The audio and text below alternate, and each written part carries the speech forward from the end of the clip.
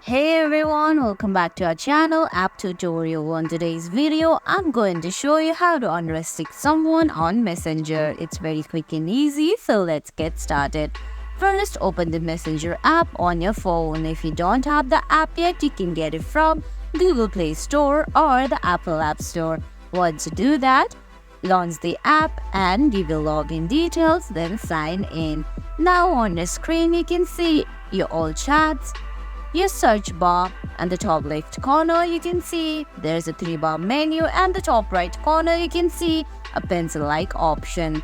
You can find the chats through that menu bar and at the archive, or you can simply go to chats and search the name you want to unrestrict on the search bar. Then tap on search, open the chat. Now at the bottom of your screen you can see Unrestrict option. Tap on it. Then guys, that's it. That's how you unrestrict someone on Messenger. I hope you found this video helpful. If you did, please give it a thumbs up, leave a comment, subscribe to our channel, and hit that bell icon. See you in the next video. Thanks for watching.